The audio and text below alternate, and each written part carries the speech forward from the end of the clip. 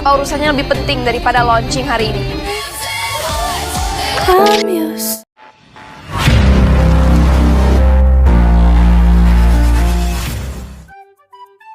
Malam itu merupakan malam yang sangat penting khususnya untuk para personal startup karena proyeknya udah bener-bener rampung. Dari sekedar website biasa kini telah menjadi sebuah platform seperti YouTube, TikTok, Instagram gitu ya.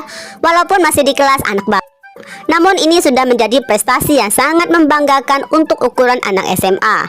Dengan pangsa pasarnya nanti mayoritas untuk para remaja yang ingin menyalurkan kreativitas mereka sesuai dengan nama wadahnya, Zona Bakat.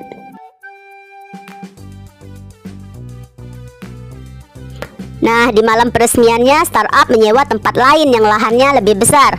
Teman-teman 9 Ilmu telah berdatangan. Hanya Jolina yang harus absen karena bosnya memerintahkan tetap datang bekerja di shift malam atau Jolina akan dipecat. Telah dihadirin juga nih tamu-tamu yang wajahnya dikenali, yaitu personal lengkap guru 9 Ilmu dan guru Tirta. Begitupun dengan para siswa Tirta ikut hadir, termasuklah tuh Abetri, Hana, Mika, dan Alin. Juga Kak Al dan Yuka ya, mereka selalu nggak pernah ketinggalan mendukung tiap acara para adik-adik pengunjung reguler Teras Cafe selama ini.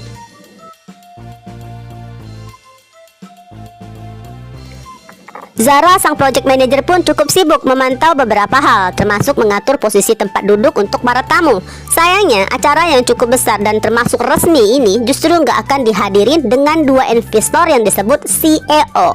Tahu kan, ayah Kiara, investor pertama dengan kucuran dana sebesar 100 juta.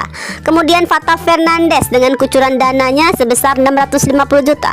Harusnya tuh salah satu di antara CEO akan memberikan sedikit pidato dan akan didokumentasikan secara resmi dalam story kenangan launching platform mereka.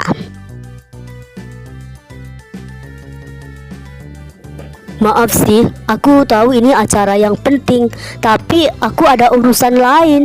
Nah guys, ini adalah jawaban dari Fata saat Zara yang mulai panik menelponnya mempertanyakan keberadaannya. Namun Zara nggak akan menyangka bahwa urusan lain yang diprioritaskan oleh Fata hanyalah perihal egonya yang nggak mau diremehkan oleh seorang gadis mungil asing yang harusnya nggak perlu dianggap lebih penting dari launching resmi project mereka selama ini. Bahkan Zara pun gak akan menyangka guys kalau Fata yang selama ini sangat dominan padanya kali ini justru seperti kerbau dicucuk hidung, harus mau menerima perintah dari cewek lain.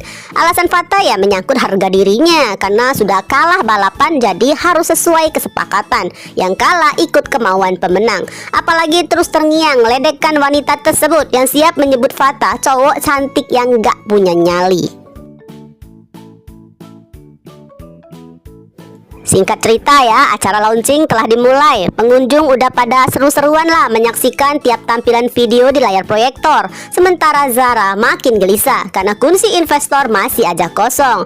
Di saat yang sama guys, di tempat berbeda, sang CEO dengan pakaian resmi, rapi, jas hitam, dalaman hitam, celana hitam telah meluncur pakai mobil putihnya menuju sebuah ruko. Lalu seorang pelayan pria menyambutnya, mengantarkannya ke rooftop tempat itu.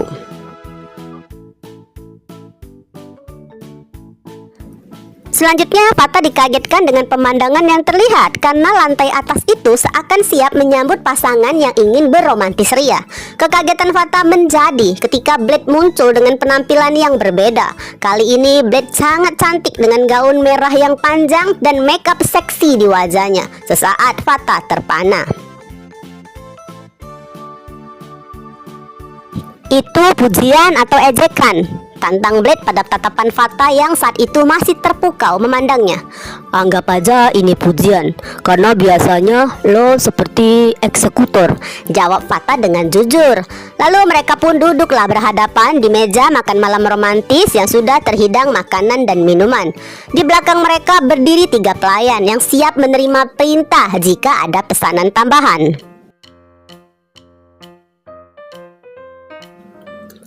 Lo ngajak gue ke sini cuma buat ngajak dinner? Tanya Fata dengan tatapan sedikit kesel nih guys.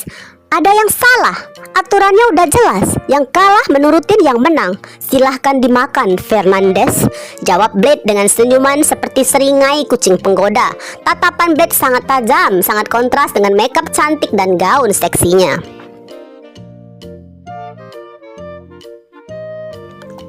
Makan malam bisa jadi ajang yang paling jujur, apalagi kalau dua orang yang duduk di sini punya banyak hal yang masih belum selesai. Sambung Blade, karena saat itu Fata masih duduk memandangnya dengan tatapan agak kesal dan juga penasaran. Apalagi jika mengingat hanya untuk begini aja sampai-sampai Fata nggak menghadirin acara yang bagi orang lain harusnya sangat penting.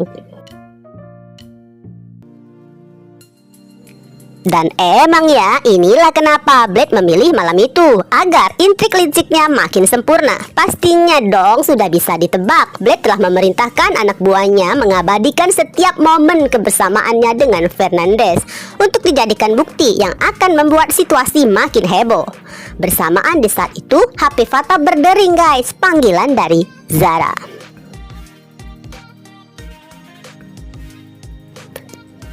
Sekarang, enggak sebelum lo sentuh makanan lo. Ucapan Blade sangat tegas, tajam, mendahului ya. Jangan sampai Fata menekan tombol yes di layar HP-nya.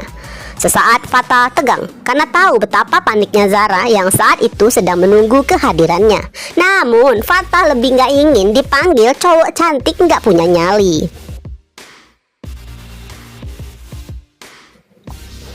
Maka dengan wajah kencang yang kesal, Fata pun buru-buru menyantap hidangannya dengan harapan agar cepat udahan dan masih keburu datang ke acara. Sayangnya, sesuai kata kunci yang kalah harus nurut pada si pemenang, majikan mungil masih ada perintah lanjutan, yaitu Fata harus mau berdansa dengannya. Nggak ada unsur paksaan di sini. Sebenarnya Fata bisa aja segera pergi, namun Blade sangat tahu cara menyenggol ego si bocah. Maka masih dengan wajah kencangnya, Fata pun ikut perintah Tuan Putri yang gagah. Mereka pun mulai berdansa mengikuti irama dengan gerakan romantis muter-muter seperti drama percintaan di film-film, disertai tatapan tajam yang seakan keduanya adalah Mr. dan Mrs. Smith. Ya anggap aja inilah definisi pasangan jagoan yang sedang jatuh cinta dengan membara. Dan tanpa Fata ketahui, semua gerakan mereka sedang diabadikan oleh orang suruhan yang berada di kegelapan. Kemudian tugas sang pangeran pecundang telah berakhir dan Tuan Putri yang gagah mengizinkannya untuk pergi. Maka Fata pun bergegas ya ke tempat acara launching. Sayang kehadirannya terlambat. Acaranya udah selesai. Para tamu telah pada pulang. Hanya personel startup yang masih di sana untuk ikut membereskan sisanya.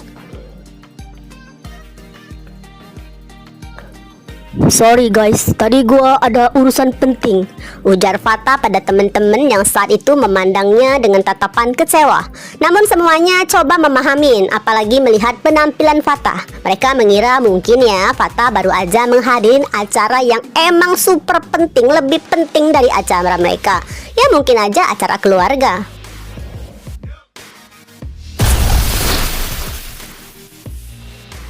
Tiba-tiba HP Zara mendapatkan pesan gambar dan nomor yang gak dikenal. Isinya beberapa foto adegan romantis Fata dengan seorang gadis cantik yang belum pernah Zara lihat.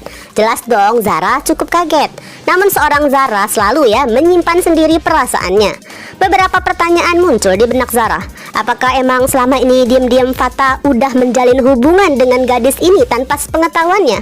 Ataukah tadi Fata pergi menghadiri acara kencan buta yang telah diatur oleh Tante Amanda? Tapi guys, seorang Zara nggak mau disetir dengan beragam overthinking. Karena Zara sadar ini kehidupan pribadi Fata, ini urusan Fata. Maka Zara pun gak akan membiarkan teman-teman tahu kalau Fata lebih mengutamakan kencannya daripada acara launching project mereka. Itulah guys, kenapa Blade hanya mengirimkan bukti foto itu ke nomor HP-nya Zara. Karena kalau misal foto-foto itu terpampang di layar proyektor, ya pastinya dong Harry akan langsung mengetahui kalau ini adalah bagian intrik licik anteknya Kasarius. Terus bagaimana nih kelanjutannya?